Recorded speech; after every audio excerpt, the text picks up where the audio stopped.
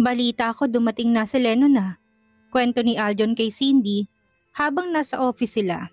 Napaangat ng mukha si Cindy. Busy siya kaka-cellphone. Really? Saan mo nabalitaan yan?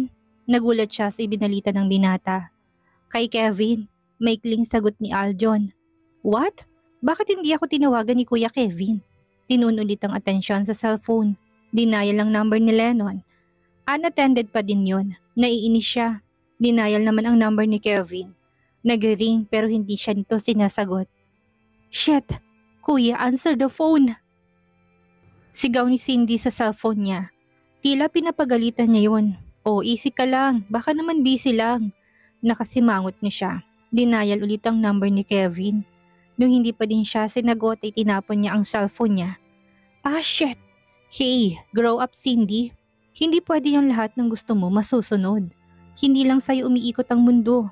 Malay mo, may ginagawa silang importante at hindi napansin ang tawag mo. Tila nahimasmasa naman si Cindy sa sinabi ni Aljon. Pero bakit hindi nila sinabi sa akin na nakauwi na pala ng Pilipinas si Lennon? Tanong ni Cindy. Pero malumani na ang boses niya. May namumuo ng luha sa mga mata nito. I don't know. Maybe they have their reasons. Malalaman mo yan kapag nakausap mo na si Kevin. For now, hintayin mo na lang na mag-call back si Kevin sa'yo bago ka mag-overthink dyan. Tara, coffee. Yaya ni Aljon sa kanya. Bad trip na naman kasi siya. Tumangon na lang siya na parang wala sa sarili saka sumunod kay Aljon. Tulala pa rin siya habang nagkakape. Nilaro-laro ang lang kutsarita sa kape niya. Maya-maya nag-ring ang phone niya. Hindi nakaregister ang number sa phone niya ang tumatawag. Hello? Nag-aalang ang sagot niya sa phone. Hello, Cindy. Biglang kumabog ang dibdib niya. Kilala niya ang boses na yon. Si Lennon ang tumatawag sa kanya. Biglang napipi siya. Hindi niya alam ang sasabihin. Hello Lennon. Nakabalik ka na pala ng Pilipinas. Kamusta ka na? I'm okay. Ikaw, kamusta? Bigla silang nagkahiyaan. Nung dati para silang aso't pusa kung magbangayan, ngayon naman ay parang strangyero na sila sa isa't isa. I'm okay. Nandito ako sa Cebu. Dito ako dinistino ni Kuya Kevin. By the way, nagpalit ka ba ng number? I tried calling you pero unattended ang phone mo. Naiwan ang cellphone ko sa Hong Kong. Ganun ba? Maikling sagot ni Cindy. Sa Hong Kong pala ito pumunta. Ang dami sana niyang gustong itanong dito. Pero bakit parang nakalimutan niya na lahat ang sasabihin? Walang pumapasok sa utak niya. If you're free next week, maybe you can come here in Manila. May tinatayo kaming bagong business ng partner ko. It's a jewelry shop. Talaga love? Talaga Lennon? That's nice to hear. Bigla siyang na-excite. Muntik na niyang tawagin si Lennon ng love. Hindi niya alam kung magugustuhan pa rin ni Lennon na tawagin nga itong love. Oo, one more thing. Wala pa kasi akong maisip na pangalan ng jewelry shop namin. Baka may masuggest ka na name? Tama ba? Tinatanong mo ko ng magandang name ng new business mo? Yes. In case lang naman na may naisip kang maganda. Natahimik silang dalawa. Nag-isip si Cindy. What about bling? It means jewelry that attracts attention because of its noticeable looks and design. Parang maganda nga yung bling. I love it. Napangiti si Cindy. Nagustuhan ni Lennon ang suggestion niya. Thanks, Cindy. May sasabihin pa sana siya kaya lang parang hindi masabi. I'll spec you sa opening namin ha? Sure, I'll be there. Bye, Cindy. Paalam ni Lennon. Bye, Lennon. See you next week. Natahimik silang dalawa. Tila nakikiramdam sa isa't isa. Bye ulit. Parang ayaw pa ni Lennon patayin ng phone. Papatayin ko ng phone ha. Bye, Cindy. Saka na pinatay ni Lennon ang phone. Biglang sigaw ni Cindy. Nagulat si Aljon sa sigaw niya at napaso to sa iinuming kape. Sakto naman kasing iniinom ito, saka naman sumigaw si Cindy. What the hell, Cindy? Sigaw ni Aljon. Lennon just called me. Kinikilig na sabi niya. Narinig ko nga. Magkatabi lang tayo, hindi ba? Nainis pa din si Aljon dito. Nabasa din kasi ang damit niya. Natapon ng bahagya ang kape habang iniinom. Hindi niya pinansin si Cindy. Busy ito kakayakap ng cellphone. Uuwi ako ng Manila next week. Kinakabahan ako. Pwede mo ba akong samahan, Aljon? Madami bang magaganda doon? Baka may friends ka doon na single. Ipakilala mo naman sa akin. Deal. Basta samahan mo naman ako, ha? Sure. Excited na si Cindy umuwi ng Manila. Sana naman ay magkaayos na sila ni Lennon. Sino yung kausap mo? Tanong ni Susa kay Lennon. Nasa store nila sila. Sa loob ng mall sa Pasay. Isa yun sa pinakamalaking mall sa buong bansa. Pinapaayos nila ang interior shop nila. Si Cindy, in-invite ko sa opening natin next week. Nakangiting sabi ni Lennon. Finally, nagkalakas na loob na siya na tawagan si Cindy. Ready ka na bang makita siya? Kinakabahan nga ako eh. Pussy, pangangantyaw ni Jesusa sa kanya. Shut up, Jesusa. Ang lakas naman ng halakhak ni Jesusa. By the way, nanghingi ako ng suggestions ng name ng store natin. She suggested Bling. Nice. Sige, yan ang name ng jewelry store natin. That's great. Mabuti at sumang-ayon si Jesusa sa suggestion ni Cindy. Gusto ko siya na kahit papano ay may ambag si Cindy sa new business niya. At eto nga, si Cindy ang nagpangalan ng store nila. Napangiti si Lennon. Tawagan ko muna si Ate Juliana para makauwi na din siya next week. Denial ang number ni Juliana pero hindi yun sumasagot. Malamang busy. Nag-chat na lang siya sa messenger. Hello ate, next week ng opening ng store namin. Makakauwi ka ba? You promised, right? Sinan niya yon pero hindi pa nasin ni Juliana. Hinayaan niya na muna at tinago ang phone sa bulsa, saka naman pagdating ni Kevin. Kuya, kakachat ko lang kay Ate Juliana. Nangako kasi siya na uwi for our opening para sa suporta. Nakangising sabi nila nun. Alam niyang malakas siya kay Ate Juliana niya. Talaga? Nagniningning ang mga mata ni Kevin sa narinig. Yes, uuwi siya. In-invite ko na rin ang celebrity and artista friends natin. I'm sure this will be a headline. Galingan niyo ni Jesusa para maging successful ang business niyo. Ano bang plano niyo sa opening? Mag-hire kami ng mga models at celebrities. Then, mag-fashion show gamit ang mga celebs and models ng mga jewelries namin. Sa dulo ay si Ate Juliana ang lalabas as our special guest since siya naman ang face of our store. Our shop name will be Bling. Si Cindy ang nagsuggest ng name. That's a good idea. Good job, Lennon. Thank you, kuya. Tuwang-tuwa si Lennon. Good job daw siya, sabi ng kuya niya. Mahirap mapa-impress ang kuya niya. Masyado kasi itong perfectionist kapag business ang pinag-uusapan. By the way, nag-usap na kayo ni Cindy? Yes, I just called her earlier. I invited her for our opening next week. Lennon, this time huwag ka nang padalos-dalos. Kung ayaw pa ni Cindy na magpakasal, ay huwag mong pilitin. Nalungkot si Lennon. Did she told you na hindi pa talaga siya magpapakasal sa akin, kuya? Wala naman kaming napag-usapan. Basta ang priority mo ngayon ay ang Bling. Yes, kuya. Napag-isip-isip niya na ipagpaliban niya na muna sa kanila ni Cindy. Tama ang kuya niya. Sayang naman ang effort nila kung hindi sila magfo-focus sa Bling.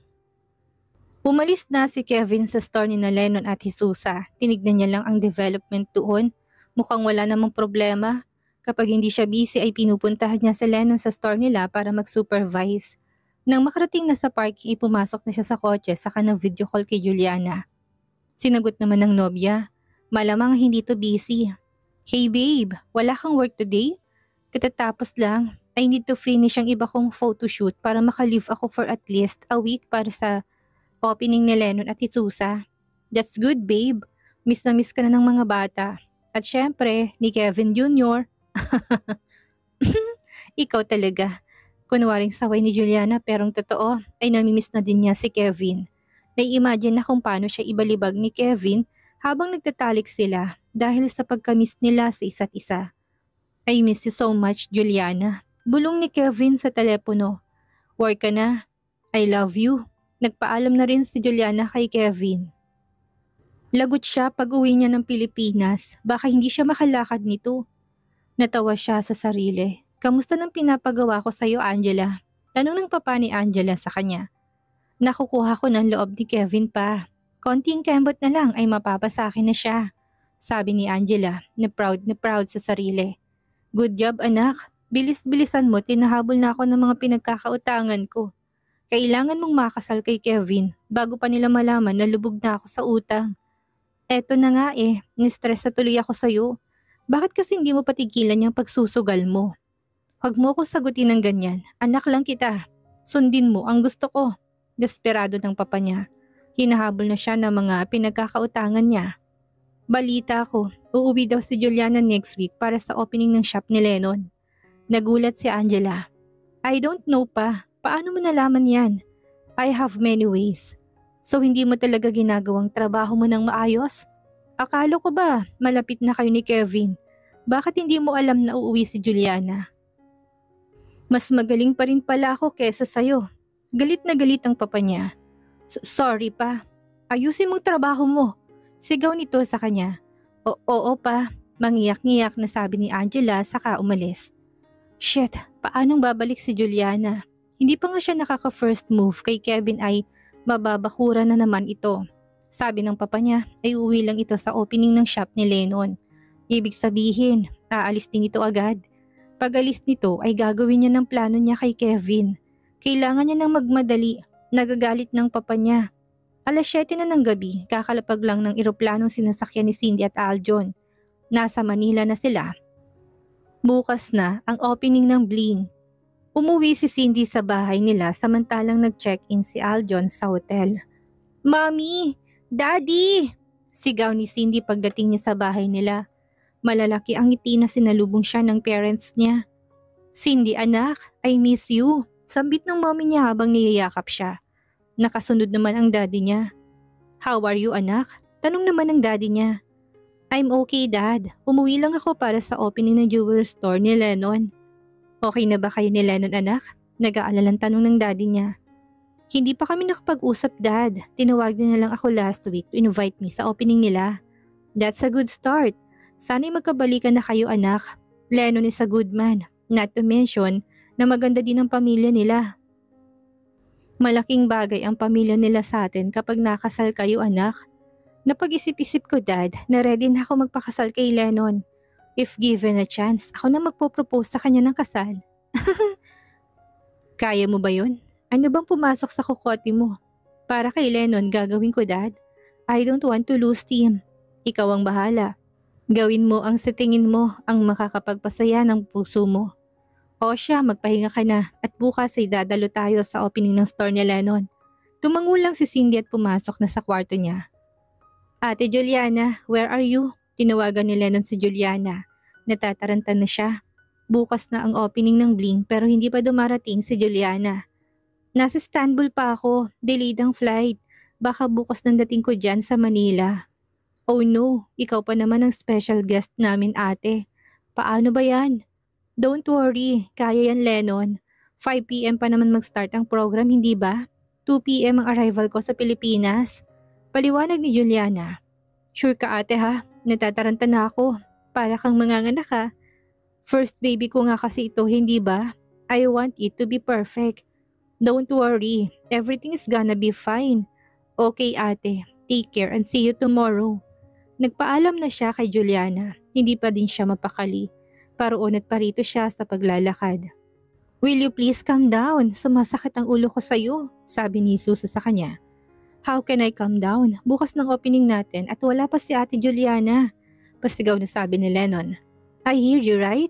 At narinig ko rin na makakarating siya. Why don't you guys take a rest kesa mag-away kayo dyan?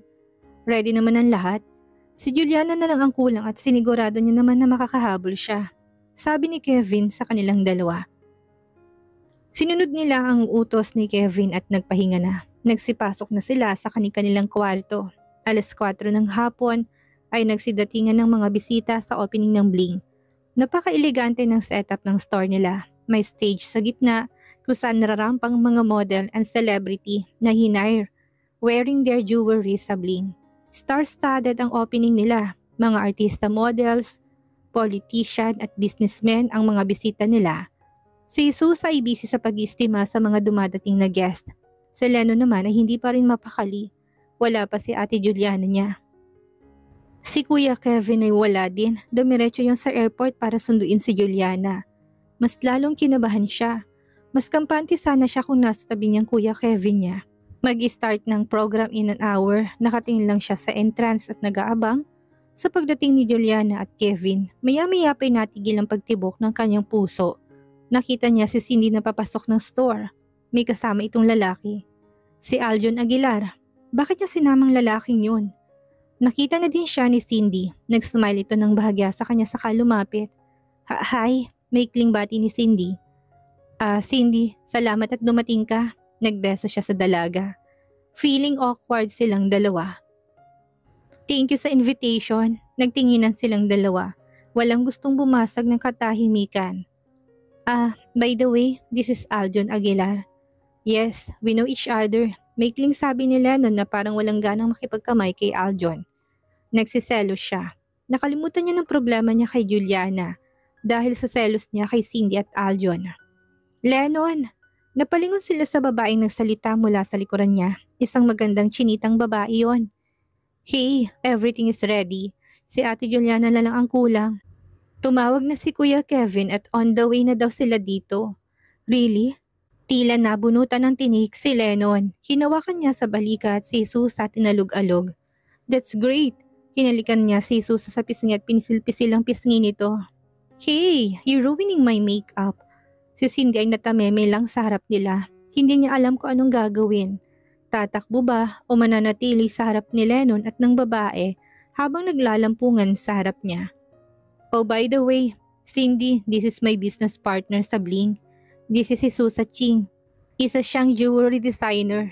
Mas lalong nagulat si Cindy, isang babae ang partner ni Lennon sa Bling.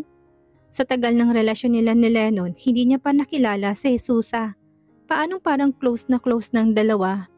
Girlfriend ba to ni Lennon? Pinagpalit na siya nito?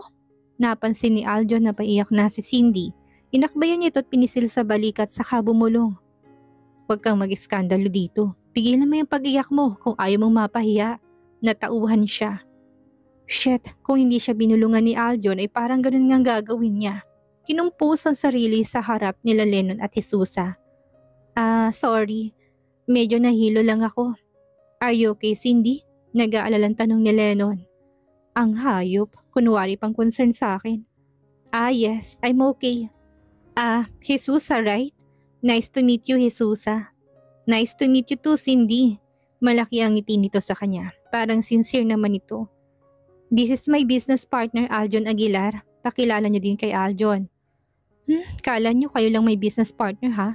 Buti pala sinama niya si Aljon doon. Kung hindi baka para siyang tanga na umaasa pa sa kanila ni Lennon. Pero may bagong girlfriend na pala to. Umiiyak ang kanyang puso pero hindi niya ipinakita dito na affected siya. Kailangan niyang magpakatatag kahit pa ang sakit-sakit na. Hinawakan siya ni Aljon sa siko saka iginiya sa upuan nila. Hey, okay ka lang? Bulong ni Aljon. Mukha ba akong okay? Kung pwede lang gumawa dito, ginawa ko na. Lennon!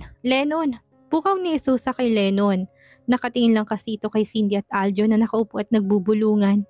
Selos na selos siya. Hey, focus! Galit ni Jesusa sa kanya. Umayos ka nga, mag-uumpisa na tayo. Dumating na si Ate Juliana sa backstage. Saka siya natauhan. Lumapit na sila ni Jesusa sa stage. Mag-start ng program. Ladies and gentlemen, I'm Lennon Falcon. And this is my partner, Jesusa Ching. We are the owner of Bling. We would like to introduce to you our elegant and fashionable jewelries designed by my partner, who is a respectable jewelry designer in Hong Kong, Mrs. Susa Ching. Nagpalakpakan ng mga tao. Ibinigay ni Lennon ang microphone kay Susa. Thank you very much, Lennon. I've been a jewelry designer for almost a decade now. I think by wearing jewelry is a reflection of who you are, what you believe in, and where you come from. For me, my jewelry is an extension of my identity. So please, ladies and gentlemen, we are proud to introduce to you our Bling jewelries. Pagkatapos ni Susa magsalita ay nagsilabasan na isa-isang mga model. Kanya-kanya silang rampa ng mga jewelry na nakasuot sa katawan nila. May kwintas, singsing, earrings at iba pa. Parang nag-ala Victoria's Secret ang fashion show nila. Nagpalakpakan ng mga bisita. Nang matapos ng pagrampa ng mga model ay umakyat ulit si Lennon at Jesusa sa stage. Thank you, ladies and gentlemen. For our finale, we would like to introduce to you the face of bling, Miss Juliana Jones. Sabay turo si Lennon and Jesusa sa entrance kung saan lalabas si Juliana. Nagsitayuan at nagpalakpakan ng mga bisita. Hindi nila akalain na si Juliana ang surprise guest. Nirampa din si Juliana sa mga jewelries na suot niya. Manghang-mangha ang mga guest sa kanya. Napakagaling itong mag-fashion show. Naghawak kamay si Lennon, Juliana at Jesusa. Pinapagitnaan ni Lennon at Jesusa si Juliana, saka nagbow sa mga audience. Masigabong palakpakan ang inalay ng mga bisita sa kanila. Hey Lennon, ang ganda ng opening ng bling. Congratulations, sabi ng asawa ni Senator Ledesma. I want to purchase the necklace that Miss Juliana is wearing sa fashion show. Talaga po, Mrs. Ledesma. Sige po, sasabihin ko kay Jesusa. We will personally deliver the necklace to your house. Nakangiting sabi ni Lennon. Thank you very much, Lennon. Ire-recommend ko din ang shop nyo sa mga amiga ko. Thank you very much once again, Mrs. Ledesma. Kinamayan niya ito. Nang umalis na si Mrs. Ledesma, pinuntahan ni Lennon si Jesusa. Hey, guess what? Gustong bilhin ni Ledesma ang necklace na suot ni Ate Juliana kanina sa fashion show. Really? That is worth millions. Excited din na sabi ni Jesusa. Yes, congratulations to us, partner. Niyakap ni Lennon si Jesusa at tinalikan sa pisngi. Nasa tabi lang si Cindy na nagmamasid sa galaw ni Lennon at Jesusa. Kitang-kita niya kung paano kasweet si Lennon sa dalaga. Oo, paiyak ka na naman, sabi ni Aljon sa kanya. Shut up. Hey bro, mabuti at nakasama ka kay Cindy dito sa Manila, sabi ni Kevin habang papalapit kay Cindy at Aljon. Good to see you bro, sagot naman ni Aljon kay Kevin. Cindy, how are you? Pinapasakit mo bang ulo ni Aljon sa Cebu? Tinignan niya lang ng masama si Kevin. Kung kutsilyo lang ang tingin niya ay malamang nasugatan na to. Hey, what have I done? Bakit hindi mo sinabi sa akin na may girlfriend na si Lennon? Eh di sana hindi na ako pumunta dito para ipahiya ang sarili ko. Hey, calm down, nakakahiya sa mga bisita, sabi ni Aljon sa kanya habang inakbayan. Plano mo ba yun kuya? Naipadala ako sa Cebu para pagtakpan si Lennon at bagong girlfriend niya? Hindi napigilan ni Cindy ang mga luha niya, ang sakit-sakit ng dibdib niya. Well, magsama kayong lahat. I hate you all. Pagkasabi nun idali-daling umalis si Cindy, natameme si Kevin at Aljon na naiwan sa kinatatayuan. Nagulat sila sa pag-walk out ni Cindy. Walang gustong bumasag ng katahimikan. Pagpasensyahan mo na si Cindy. Ganun talaga siya kapag hindi niya nakukuha ang gusto niya. Sabi ni Kevin kay Aljon. May karapatan naman siya sigurong magalit. Selos na selos siya kay Lennon at Jesusa bro. There's nothing going on between Lennon and Jesusa. Well, you can't blame Cindy. Nakita niya kung gaano ka-sweet si Lennon at Jesusa. Gusto sanang sabihin ni Kevin ang rason. Pero nangako siya kay Jesusa na wala siyang pagsasabihan kaya nagkibit balikat na lang siya. Hayaan mo siya. Mahihimas-masan din yan. Come on, let's enjoy the party. Yaya ni Kevin kay Aljon. Mas mabuti pa siguro sundan ko na lang siya. Bako ano na naman ang gawin nun? Okay, thanks bro for taking care of Cindy. Nagpaalam na siya kay Kevin saka umalis. Good job Lennon, ang ganda ng opening nyo. Sabi ni Kevin nang lumapit si Lennon sa kanya. Thank you kuya. Salamat din sa tulong. Where is Cindy? Umalis na with Aljon. Maikling sagot ni Kevin, biglang natahimik si Lennon. Asikasuhin mong mga bisita mo Lennon. Mamaya mo na problemahin si Cindy. Utos ni Kevin. Saka naman nag-ikot si Lennon sa mga bisita at nag-istima. Inilibot ni Kevin ang mga mata sa loob ng store. Hinanap si Juliana. Nakita niyang kausap ito ni Mrs. Ledesma, ang asawa ng senador. Nilapitan niya yun. Oh, there's Kevin. Sambit ni Juliana nang makita siya palapit sa kinaroroonan nila. Hello Mrs. Ledesma. Nabalitaan kong dami niyang biniling alahas ngayon. Nakangiting sabi ni Kevin sa ginang. That's because I'm a fan of Juliana. At saka magagandang design ng mga alahas ng bling. One of a kind. Thank you Mrs. Ledesma for the support. By the way, my apo is talking so much about your son, Thunder. Parang may crush pa yata sa anak niyo. Nagkatinginan ni Juliana at Kevin sa kanangitian. Classmate po sila sa Montessori ni Francesca. Lagi din po nagkakwento si Thunder kay Francesca. Will you excuse us, Mrs. Ledesma? Galing pa kasi si Juliana sa airport. Dumiretso lang dito. I think she needs to rest. Iuwi ko na muna para makapagpahinga. Napatingin si Juliana kay Kevin. Parang wala naman siyang natatandaan na nagreklamong pagod siya. Oh, sorry about that, Miss Juliana. Sige, you may go and have some rest. It's nice to meet you, Mrs. Ledesma. Nagpaalam na sila sa ginang saka umalis. Saan tayo pupunta? Tanong ni Juliana kay Kevin. Sa langit, babe.